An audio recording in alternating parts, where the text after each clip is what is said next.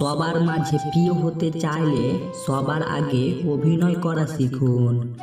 শুধু প্রেম করে বিয়ে করলে হয় না, মানুষটা সঠিক কিনা দেখতে হয়। ভালোবাসি সবাই বলতে পারে, কিন্তু ভালো রাখতে সবাই জানে না। শুনতে খারাপ লাগলেও আজকাল রূপ আর টাকা দেখে ভালোবাসা হয়, সত্য ভালোবাসা খোঁজা বড় কঠিন। যদি যোগ্য ছেলেকে বিয়ে করো, ভালোই মাল পটিয়েছিস। যদি সাধারণ ছেলেকে বিয়ে করো, আর কাউকে পেলি না। আর যদি সুন্দরী মেয়েকে বিয়ে করো, দেখবে দেখতে সুন্দর, তাই ছেলেটা পেয়েছিস। যদি অসুন্দর মেয়েকে বিয়ে করো, এমন দেখতে মেয়ের প্রতিও প্রেম আসে। ভালোবাসা জোর করে হয় না, ভালোবাসা ইচ্ছে করেও হয় না। এটা এমন একটা ফিলিংস যা অজান্তেই হয়ে যায়। একজন সৎ ব্যক্তি প্রেমিকার চোখে বোকা, স্ত্রীর চোখে গাধা, সমাজের চোখে বলদ।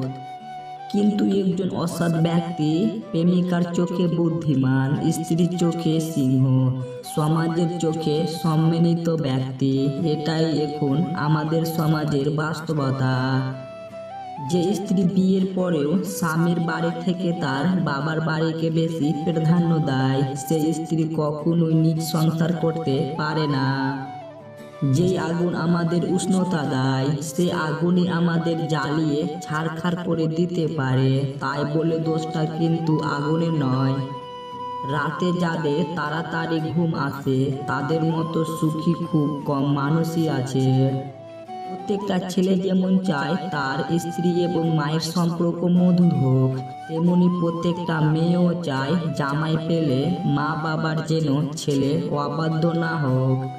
যে তোমাকে মন থেকে ভালোবাসবে, সে এই তিনটি আচরণ মরে গেলেও করবে না। নাম্বার 1, সে কখনো আপনাকে ভালোবাসার কারণ বলতে পারবে না। নাম্বার 2, কোথাও বিপদে পড়লে সবার আগে আপনাকে বলবে। নাম্বার 3, সে সব সময় চাইবে সম্পর্কটা বিয়ে পর্যন্ত যাক। অন্ধ যদি অন্ধকে পথ দেখায়, তবে দুজনেই গিয়ে গর্তেই পড়ে। চাঁদের গায়ে কলঙ্ক থাকলেও চাঁদ কখনো তার যোছনা হারায় না, তেমনি মানুষ অতীতে কিছু ভুল করলেও তার ভবিষ্যৎ কখনো অন্ধকার হয় না। ভাগ্যে যেমন না চাইতেও অনেক কিছু দেয়, তেমনি না চাইতেও অনেক কিছু কেড়ে নেয়। হারতে হলে তাহলে এমন ভাবে হারো যেন সে জিতে গিয়েও পস্তায়। ভালো আছি বলতে হয়, ভালো নেই বললে নিজেরই ক্ষতি হয়। সব মেঘ যেমন সাদা হয় না, ঠিক তেমনি সব মানুষও ভালো হয় না। বৃষ্টি থেমে গেলে ছাতাটাও বোঝা মনে হয়, কালি ফুরিয়ে গেলে কলমটাও আবর্জনার ঝুড়িতে জমা হয়। বাসি হয়ে গেলে প্রিয়জনে দেওয়া ফুলটাও পরদিন ডাস্টবিনে পাওয়া যায়। যদি সুখী হতে চাও, তবে প্রত্যাশা কমাও।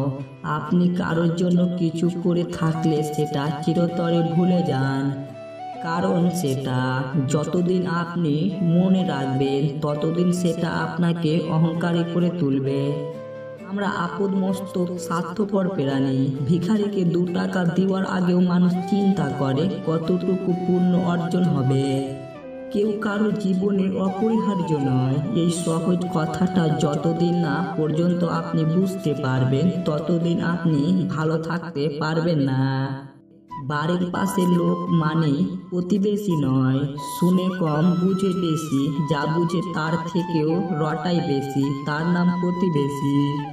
আপনার যদি একজন প্রতিষ্ঠিত বাবা না থাকে, তাহলে আপনি বুঝবেন পৃথিবীতে মাথা উঁচু করে দাঁড়ানোর সংগ্রামটা কতটা কঠিন।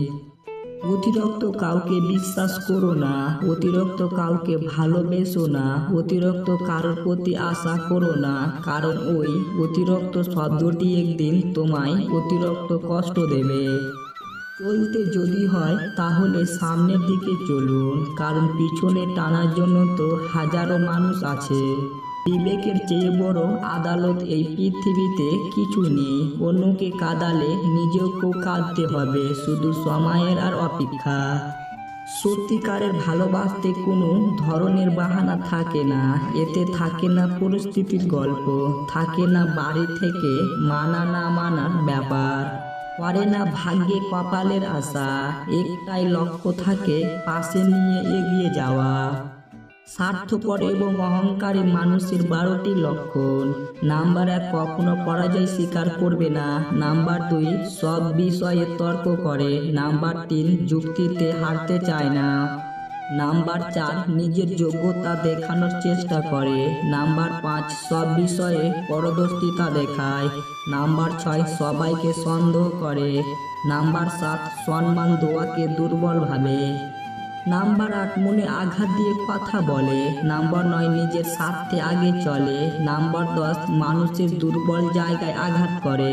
নাম্বার 11, যে কোনো প্রতিভাকে ছোট করে দেখে। নাম্বার 12, নিজেকে খুব বুদ্ধিমান ভাবে। মন থেকে ভালোবাসলে চোখ থেকে জল পড়বে, এটা ভালোবাসার একটা সূত্র। আগে ছিল সংসার সুখের হয় রমণীর গুণে, আর এখন সংসার সুখের হয় পুরুষের গুণে।